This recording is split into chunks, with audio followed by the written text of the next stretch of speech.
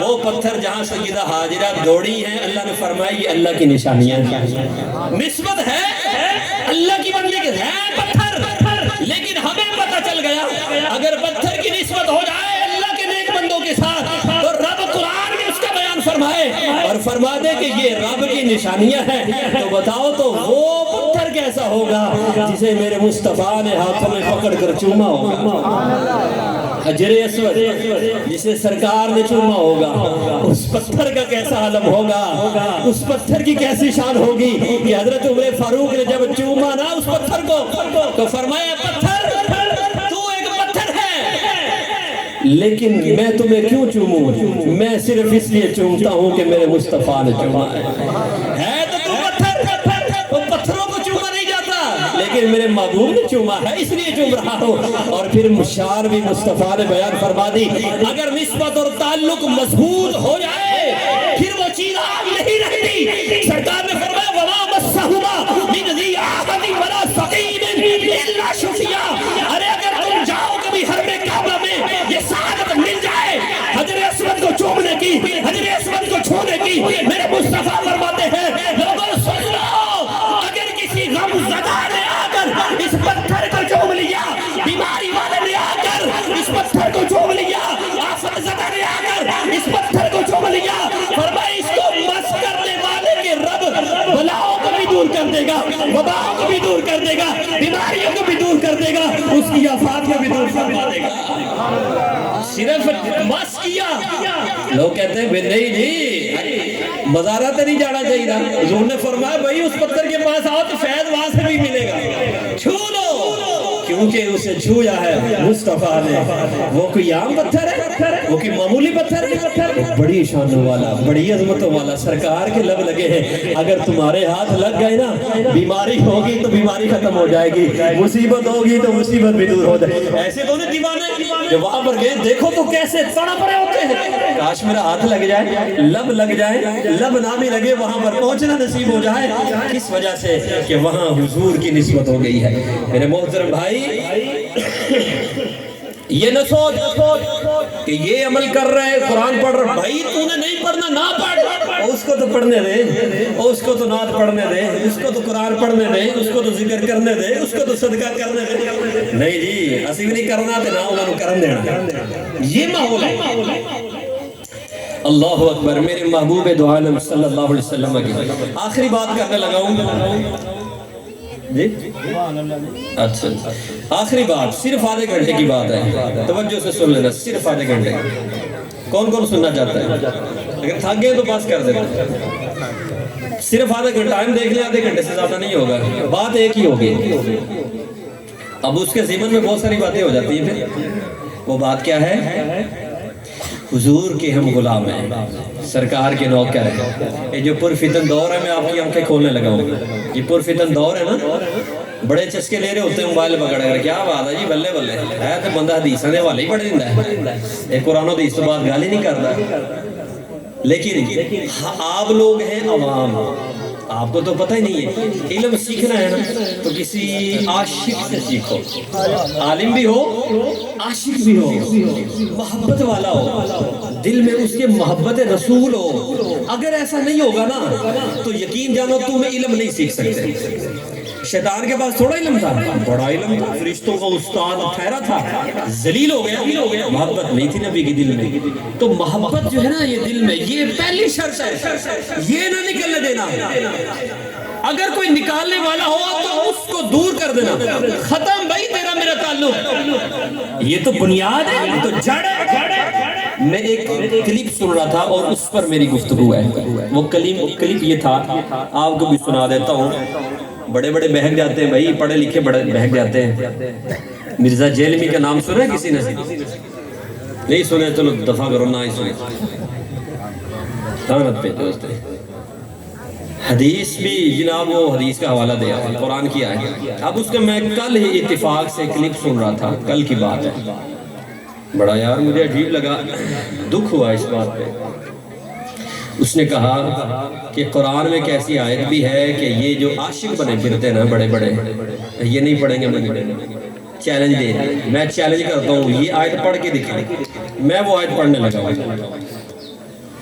کیوں؟ کیونکہ آپ کا ذہن کی جو سطح ہے نا عوام، آپ علماء نہیں ہیں، صرف ترجمہ آپ پڑھیں گے تو آپ کہیں گے یار یہ کیسے؟ نبی پاک صلی اللہ علیہ وسلم کی جیسی شان رب نے کسی کو عطا ہی نہیں فرمائی۔ حضور اتنے والد و مختار ہیں کہ ہماری سوچ کا لیول ختم ہو جائے، اتنا رب نے نوازا ہے مصطفیٰ کو، ہے نا؟ عاشقوں کی بات کرنے لگا ہوں، قرآن کی آیت سنو، اللہ نے فرمایا قُلْ لَا أَمْلِكُ لِنَفْسِي نَفْعًا وَلَا ضَرًّا إِلَّا مَا شَاءَ اللَّهُ۔ اے محبوب فرما دیجئے، اب صرف ترجمہ نہیں میں نے تمہیں سنانا، میں نے اس کی تفصیل بتانی ہے تاکہ یہ دماغ تمہارا کھلے بھائی، اس کے پیچھے اس جہاں سے آگے جہاں اور بھی ہے۔ قُلْ لَا أَمْلِكُ لِنَفْسِي نَفْعًا وَلَا ضَرًّا إِلَّا مَا شَاءَ اللَّهُ۔ اے محبوب فرما دیجئے کہ میں اپنے نفع نقصان کا خود مختار نہیں ہوں، إِلَّا مَا شَاءَ اللَّهُ، مگر جو اللہ چاہے۔ یہ پہلا جز ہے، پہلے اس جز پر گفتگو کروں گا، اس کے بعد 2 جز اور ہیں اسی قرآن کی آیت کے، پھر اس پر کلام کروں گا۔ اس نے کہا جی یہ نہیں پڑھ سکتے آپ، وَلَا أَعْلَمُ الْغَيْبَ، اور میں غیب نہیں جانتا، وَلَوْ كُنْتُ أَعْلَمُ الْغَيْبَ لَاسْتَكْثَرْتُ مِنَ الْخَيْرِ، اگر میں غیب جان لیا کرتا تو یوں ہوتا کہ بہت ساری بھلائی میں نے جمع کر لی ہوتی۔ تو اس نے کہا لو جی اس آیت سے یہ ثابت ہو گیا کہ حضور صلی اللہ علیہ وسلم نفع نقصان کے مالک نہیں ہیں، حضور غیب نہیں جانتے، اگر غیب جانتے ہوتے تو بہت ساری بھلائیاں حضور جمع کر لیتے۔ اعتراض ہے نا قرآن کی آیت، اب اس کو سمجھ کے جانا، ایسے نہ چلے جانا۔ میں تمہیں سمجھانا چاہتا ہوں کہ ہر بات ہر بندے کے پلے نہیں پڑتی جب تک کسی استاد کے بعد بیٹھا نہ جائے اور وہ استاد بھی عاشق مصطفیٰ ہو۔ پہلی بات تم نے یہ کہا کہ ہم یہ آیت نہیں پڑھ سکتے، قُلْ لَا أَمْلِكُ لِنَفْسِي نَفْعًا وَلَا ضَرًّا إِلَّا مَا شَاءَ اللَّهُ۔ محبوب کہہ دیجئے کہ میں اپنے نفع نقصان کا خود مختار نہیں۔ ہم نے کہا بے وقوف، اگلے لفظ تیرے پھر پڑھنا، إِلَّا مَا شَاءَ اللَّهُ، لفظ قرآن کے آگے نہیں پڑھو، پورے پڑھو، إِلَّا مَا شَاءَ اللَّهُ، مگر جو اللہ چاہے۔ ہم نے کہا ہم نے تو کبھی یہ کہا ہی نہیں ہے، کسی سنی عالم نے یہ کہا ہی نہیں، نہ ہمارا یہ عقیدہ ہے کہ مصطفیٰ صلی اللہ علیہ وسلم آج خود مالک ہے، محبوب ذاتی طور پر حضور پر عنایتیں نہیں۔ ہم نے کہا ہم نے تو ہمیشہ یہی عقیدہ دیا کہ اگر حضور کو علم غیب ہے تو اللہ کی عطا سے، اگر حضور مختار کل ہے تو رب کی عطا سے، حضور کو جو بھی فضائل جو بھی کمالات ملے ہیں تو رب کی عطا سے ملے، الا ما شاء اللہ، مگر جو رب چاہے۔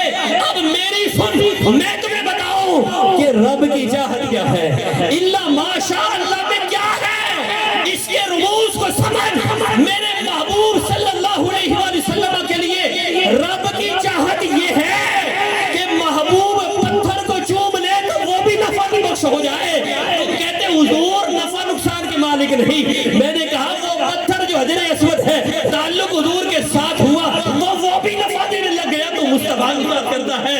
وہ قمیص جس کا تعلق مصطفیٰ سے ہوا، سرکار نے اپنی چچی کو وہ قمیص پہنائی، قبر میں انہیں نفع ہو رہا ہے۔ جب حضور کی قمیص نفع پہنچا رہی ہے تو مصطفیٰ کی بات کرتا ہے۔ سرکار کتنے مختار ہے، محبوب کی بارگاہ میں ہے۔ حضرت نصر رضی اللہ تعالیٰ عنہ ایک صحابی ایک شخص کے بارے میں روایت کرتے ہیں، فَأَسْلَمَ عَلَىٰ أَنَّهُ لَا يُصَلِّ إِلَّا صَلَاتَيْنِ، مسند امام احمد بن حنبل کی حدیث ہے۔ حضور کی بارگاہ میں ایک شخص آیا، کہنے لگا حضور میں تو کلمہ پڑھ لوں گا لیکن ایک شرط ہے، شرط قبول کر لو تو کلمہ پڑھ لوں۔ ارے یہ درگاہ وہ ہے جہاں سے خالی ہاتھ لوٹا کوئی نہیں۔ فرمایا بتا کیا چاہتا ہے؟ کہنے لگا حضور میں 5 نمازیں نہیں پڑھوں گا، حضور میں 2 نمازیں پڑھوں گا، اگر قبول کر لے تو میں اسلام قبول کر لوں گا۔ فَقَبِلَ ذَلِكَ مِنْهُ، میرے مصطفیٰ نے فرمایا بس اتنی سی بات ہے۔ ارے 5 نمازوں کا حکم رب کا تھا، قیامت تک آنے والا کوئی مفتی ہو، شیخ الحدیث ہو، شیخ القرآن ہو، قاضی القضاء ہو، محقق ہو، مدقق ہو، مفکر ہو، کوئی بھی ہو، قرآن کے حدیث کے اس فیصلے سے انکار نہیں کر سکتا، اس میں کمی نہیں کر سکتا، کوئی یہ فتویٰ نہیں دے سکتا کہ تو 4 پڑھ لے تو جائز ہے، لیکن یہ در مصطفیٰ ہے۔ میرے محبوب کو رب نے شان ایسی دی، ایسا مختار بنایا، تو کہتا حضور مختار کون نہیں ہے، قرآن کی آیت پڑھ رہا ہے۔ میرے محبوب نے فرمایا تو 2 پڑھ لیا کر، تمہیں رب تو 5 کا ثواب عطا کر دیا کرے یا اللہ۔ سرکار نے سوا بن حارث ایک شخص سے معاہدہ کر لیا، سن رہے ہو؟ سمجھ آ رہی ہے؟ معاہدہ ہو گیا، گھوڑا خریدا حضور نے سوا بن حارث سے۔ اب بعد میں وہ مکر گیا، اس نے کہا جی میں تو بیچے ہی نہیں۔ اب ہے کیا شریعت کا اسلوب کیا ہے؟ گواہ ہونے چاہیے اور 2 ہونے چاہیے، لیکن جب یہ معاہدہ ہوا تنہائی میں وہ گواہ ہے ہی کوئی نہیں۔ اب جب بات پھیلی نا، صحابہ کرام علیہم رضوان آگے، حضرت خزیمہ آگے، حضرت خزیمہ کہنے لگے یا رسول اللہ میں گواہی دیتا ہوں آپ نے گھوڑا خریدا ہے۔ حضور نے فرمایا اے خزیمہ تو ہے ہی نہیں تھا وہاں پر، تو گواہی کیسے دے سکتا ہے؟ کہنے لگے یا رسول اللہ آپ نے فرمایا کہ رب ہے تو ہم نے مان لیا۔ یا رسول اللہ ہم نے رب کو نہیں دیکھا، جب آپ کے کہنے کے ہم رب کو مان رہے ہیں تو یہ گھوڑا کیا اوقات رکھتا ہے؟ یا رسول اللہ میں گواہی دیتا ہوں، آپ نے کہا ہے گھوڑا خریدا تو خریدا ہے۔ میرے کریم آقا صلی اللہ علیہ وسلم نے فرمایا قیامت تک کے مسلمانوں کے لیے حکم یہی تھا کہ جتنے بھی اس طرح کے معاملے ہوں گے گواہ 2 ہوں گے، لیکن میرے محبوب نے فرمایا من شہد لہ خزیمۃ او شہد علیہ فحسبہ، فرمایا سن لو آج کے بعد کسی بھی معاہدے میں میرا خزیمہ اکیلا گواہی دے گا، اس ایک اکیلے کی گواہی قابل قبول ہوگی 2 کے برابر ہوگی۔ یہ میرے مصطفیٰ کا در ہے، سرکار کی زبان سے نکلے تو شریعت بنتا ہے، ہم کہتے تو یہ کیا ہے تو وہ کیا ہے، حضور کی زبان سے نکل جائے شریعت کا گلا پھر جاتا ہے۔ حضرت ام عطیہ آ گئی حضور کی بارگاہ میں، یا رسول اللہ آپ نے فرمایا ہے کہ کوئی مر جائے تو لوہا نہیں کرنا، بین نہیں ڈالنے، چیخنا چلانا نہیں ہے۔ یا رسول اللہ صلی اللہ علیہ وسلم زمانے جاہلیت میں یہ رواج ہوا کرتا تھا، کسی کا کوئی مر جاتا تو دوسرے آ کر روتے، ان کا مر جاتا تو وہ آ کر رویا کرتے تھے۔ یا رسول اللہ وہ فلاں قبیلہ وہ جب ہمارا کوئی فوت ہوا تو وہ آ کر روئے تھے، آقا آج ان کا کوئی فوت ہو گیا ہے تو حضور مجھے اجازت دے دے۔ قیامت تک کے لوگوں کے لیے اجازت نہ تھی، لیکن یہ در مصطفیٰ ہے، مانگا جس نے حضور نے عطا کیا، یا رسول اللہ مجھے عطا کر دے، اجازت دے دے۔ فرمایا الا آل فلان، فرمایا ہاں یہ حکم سب کے لیے تھا، کسی کے لیے جائز نہیں تھا، لیکن تو نے آ کر اجازت مانگی ہے، میں محمد تمہیں اجازت عطا کر رہا ہوں۔ ارے یہ کوئی عام درگاہ ہے، مالک و مختار نہیں، بے وقوف حضور سے بڑھ کر مالک و مختار کون ہے؟ حضور سے بڑھ کر رب کا چاہنے والا اللہ کے قریب اور کون ہو سکتا ہے؟ میرے محبوب کی درگاہ ہے۔ اور تمہیں ایک بڑی خوبصورت بات سناؤ، مسلم شریف کی حدیث پاک، حضرت ابو حذیفہ کی بیوی حضور کی بارگاہ میں آگئی، یا رسول اللہ ابو حذیفہ میرے شوہر کا ایک غلام جوان ہو گیا ہے، یا رسول اللہ جب وہ غلام میرے سامنے آتا ہے میرے شوہر کو اچھا نہیں لگتا، حضور کچھ آپ کرم فرمائے میں کیا کروں؟ میرے محبوب نے ایسا حکم جاری فرمایا، ایسا حکم جاری فرمایا، عقل حیران ہے، دھنگ رہ گئی، فرمایا ارضعیہ حتی یدخل علیک، قیامت تک کے لیے یہ تھا، سب کے لیے حکم تھا، اگر کوئی جوان شخص کسی عورت کا دودھ پیے تو وہ اس کی رضائی ماں نہیں بنے گی۔ مصطفیٰ نے فرمایا سالم کو اپنا دودھ ملا دے تو اس کی مائی رضائی ماں بن جائے گی۔ فرمایا اس کو وہ جوان ہے، حضرت سالم جوان تھے، جوانی کے عالم میں انہوں نے حضرت ابو حذیفہ کی زوجہ کا دودھ پیا، اور یہ رضا کا ثبوت رسول پاک صلی اللہ علیہ وسلم نے اجازت عطا فرما دی۔ یہ میرے محبوب کی درگاہ ہے۔ قرآن نے کہا فانکحوا ما طاب لکم من النساء مثنی وثلاث ورباع، اجازت دے دی رب نے، فرمایا لوگوں سن لو، 2 بھی نکاح کر سکتے ہو، 3 بھی کر سکتے ہو، 4 بھی کر سکتے ہو، لیکن میرے مصطفیٰ نے فرمایا علی تو نہیں کر سکتا۔ قرآن کا حکم تو سب کے لیے تھا، جب تک میری بیٹی تیرے پاس ہے علی تجھے اجازت نہیں تو دوسرا نکاح کرے۔ تو بتا دیا مصطفیٰ کی زبان ہلے تو شریعت بنتی ہے۔ ارے حضرت سیدنا برا بن عازب رضی اللہ تعالیٰ عنہ کہتے ہیں کہ میرے ماموں نے نا قربانی کر لی، ابھی نماز عید کی نہیں پڑی تھی، مسئلہ انہیں معلوم نہیں تھا، جب پتہ چلا نا کہ بھی قربانی کی عید سے پہلے قربانی نہیں ہوتی، پریشان ہو گئے حضور کی بار، یا رسول اللہ میں کیا کروں؟ آقا یہ 6 مہینے کا بکری کا بچہ ہے، حضور کوئی حکم فرمائے، میرے سے غلطی ہو گئی ہے۔ حضور نے فرمایا اجعلها مکانها ولن تجزی عن احد بعدک، سرکار نے فرمایا تو اسی کی قربانی کر لے، تیرے لیے جائز ہے، لیکن آج کے بعد تیرے علاوہ کوئی کرے گا تو اس کے لیے جائز نہ ہوگی۔ ارے مصطفیٰ کی شان کوئی تھوڑی ہے، حضور کی زبان ہلتی ہے تو شریعت بنتی ہے۔ یہی حضرت برا بن عازب رضی اللہ تعالیٰ عنہ سونے کی انگوٹھی پہنا کرتے حضور کے صحابی ہیں۔ ہمیں پتہ ہے، علماء نہیں عوام کو بھی پتا ہے کہ مرد کے لیے سونا پہننا جائز نہیں۔ حضرت برا بن عازب حضور کے صحابی سونے کی انگوٹھی پہنتے۔ حضرت محمد بن مالک کہتے ہیں جب میں نے دیکھا نا انہوں نے سونے کی انگوٹھی پہنی ہے تو میں نے کہا ہے برا تم حضور کے صحابی ہو، تمہیں پتا نہیں سونا مرد کے لیے حرام ہے؟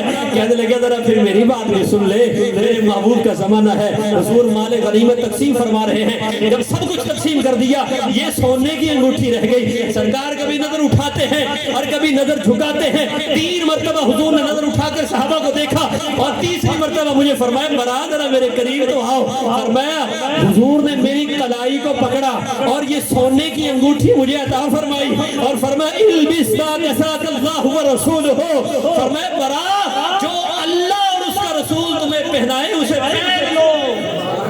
سب کے لیے تو حرام تھا لیکن مصطفیٰ نے فرمایا تیرے لیے جائز ہے بھائی۔ تو حضور کی شان بھی معمولی ہے، جب پتھر نفع بخش ہو سکتے ہیں تو امام الانبیاء لولاک لما خلقت الخلق وما اظہرت الربوبیہ، جن کے بارے میں رب نے یہ اعلان فرمایا اے محبوب آپ نہ ہوتے مخلوق کو پیدا نہ کرتا، وما اظہرت الربوبیہ، اتنا نہیں بلکہ محبوب آپ نہ ہوتے تو میں اپنا رب ہونا بھی ظاہر نہ کرتا۔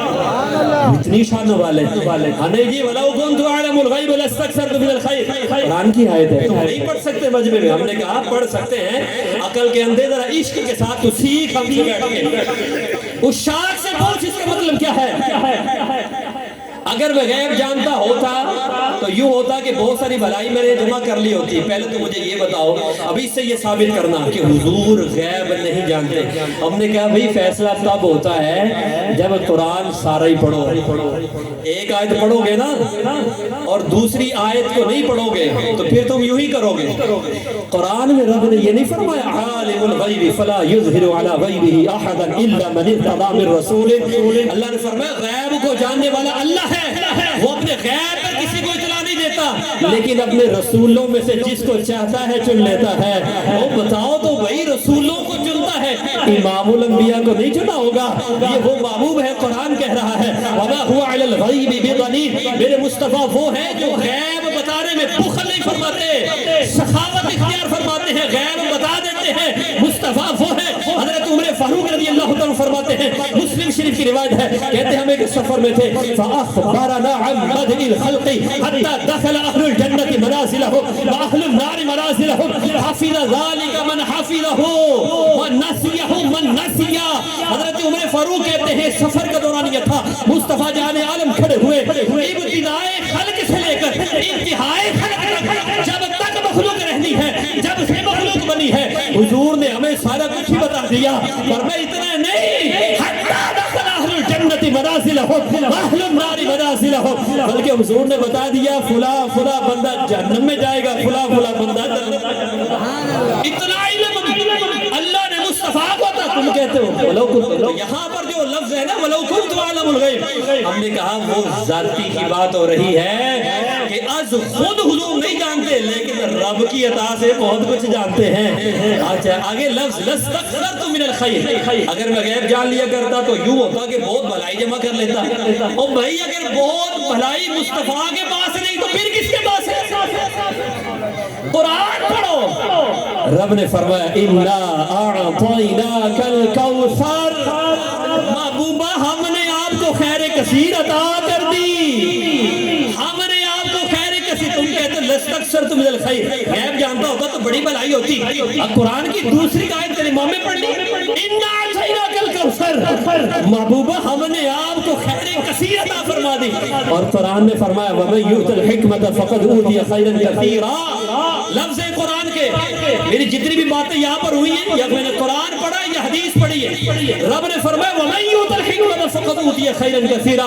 سن لو، اور جس کو حکمت دی گئی نا اسے خیر کثیر دی گئی۔ اب مجھے بتاؤ حضور کو حکمت دی گئی کہ نہیں؟ اور جب حکیم لقمان کو قرآن نے حکیم کہا، حکمت والا کہا، تو وہ میرے مصطفیٰ کے پاؤں جیسا بھی نہیں ہے. جس کو قرآن حکیم کہہ رہا ہے وہ حکیم لقمان ہے, تو میرے مصطفیٰ کا عالم کیا ہوگا, سرکار کی شان کیسی ہوگی. ہم نے کہا میں تمہیں بتاتا ہوں کہ حضور کیسے حکمت والے ہیں. پڑھ قرآن. اللہ نے فرمایا لقد من اللہ علی المؤمنین اذ بعث فیہم رسولا من انفسہم یتلو علیہم آیاتہ ویزکیہم ویعلمہم الکتاب والحکمہ. اللہ نے فرمایا ایمان والو, رب نے تم پر احسان کیا, اپنا رسول تمہیں عطا فرما دیا.